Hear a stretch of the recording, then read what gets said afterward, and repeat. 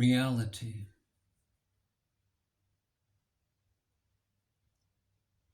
Reality is not conceivable, not knowable, and about which you are deeply convinced. That is reality, and that you are. Reality is only one and cannot be affected by quality or degree in any way. Reality is purely subjective. I am the only subject, and all the rest are objects. Diversity can be diversity only through me, the One.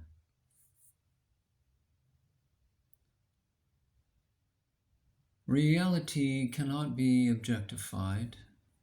It is thought and speech alone that obscure reality. So cease these activities, and reality will shine in its own glory.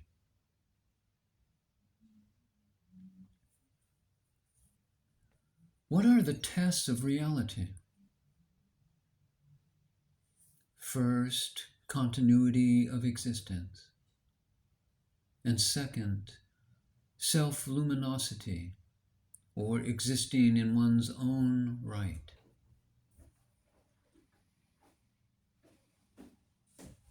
But how to define reality? Reality is beyond existence and non-existence. This is true even in the case of a so-called object. One might ask how. We say a chair exists and a chair does not exist. The chair is present in both these opposites. Therefore, the chair is necessarily beyond the opposites. Beyond the opposites, there can be only one thing which is real. That is Atman, the true self. Therefore, an object is reality itself. If you say you have life and death, it means you have neither. Because you are in both, and as such, you can only be something distinct and separate from life and death, and necessarily beyond both. That is the conscious principle, the real I.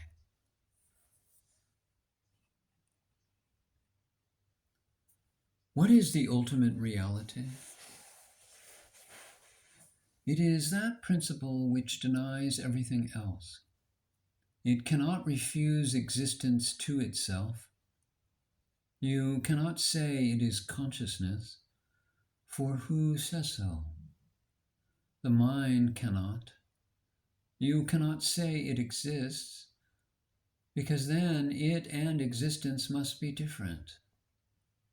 You cannot say it is existence, because then you must have perceived it. Therefore, you cannot say anything about reality.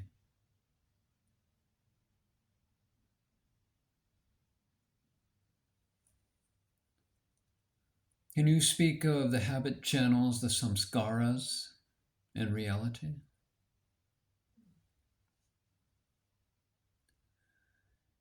The habit channels, the vasanas and samskaras of the mind distort reality, and therefore they have to be destroyed.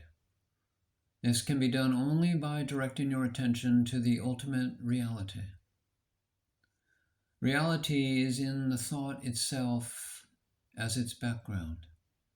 So thought need not go outside itself to realize reality. When you direct your attention to something blank, your mind also becomes blank. In a similar way, when you direct your attention to reality, your mind becomes reality at once.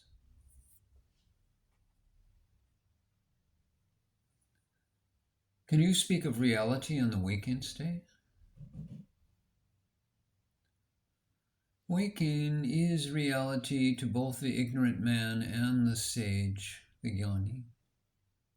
But their concept of reality is fundamentally different. To the ignorant man, waking means waking to the gross world. But to the sage, waking is waking to his own real nature. To the sage, reality exists at all times, transcending time. It exists in its own right. As it states in the Bhagavad Gita, that which is unreal cannot come to be. That which is real cannot cease to be. Those who know the truth see clearly between these. Why can't reality be expressed? Can you express your feelings? No. If so, can you hope to express reality, your real nature, which is far beyond even feelings? But how is reality in the objective world established? It is done in two ways. The first, by examining the objective world in an ascending order from the gross to the absolute.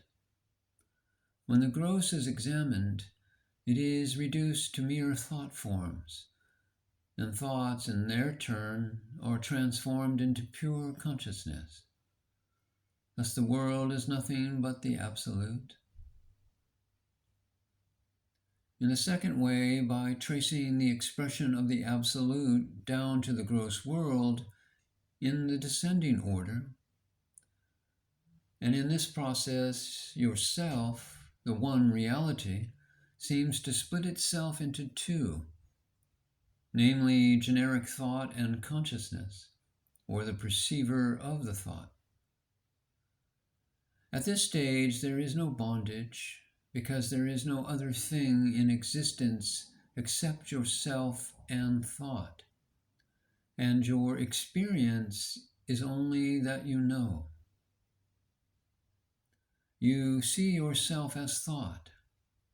It cannot be called a thought either, because from the standpoint of consciousness, there cannot be anything other than consciousness, and hence there is no thought.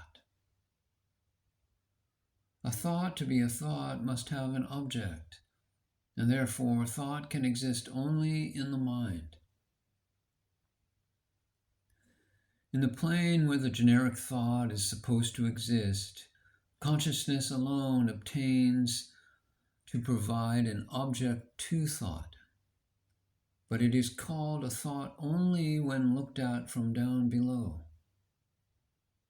This generic thought, which is not thought by itself, next begets innumerable other thoughts, and thus the world comes into existence out of this pure consciousness. Therefore, looking from the top or from the bottom, the world is found to be nothing but reality.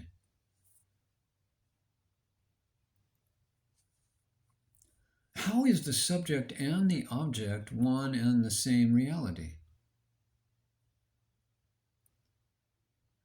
I act, I perceive, I think, I feel, and I also remain all alone in my own glory. It is this unattached I principle itself that appears in the acting, perceiving, thinking, and feeling, while still remaining unattached and unchanged.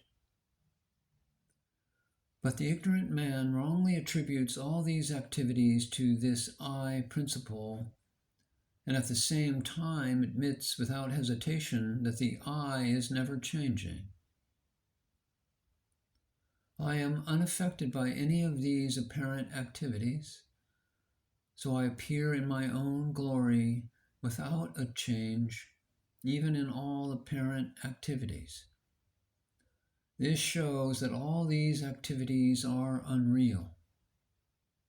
And this unreality can be seen if we look at these apparent activities from a subjective standpoint. Now, looking at objects, we find that the ordinary man's experience is that the unknown subsequently becomes known. Examining this statement more closely, we find that the unknown as unknown is certainly not the known as known, because in what we call the known, there is so much of our own superimposition, such as name and form, dimensions, and numerous other attributes, all heaped upon the unknown.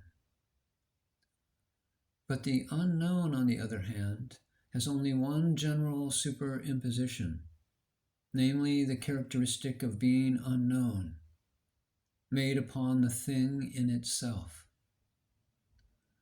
So the thing in itself, or reality, was called unknown when viewed from the sphere of the known object.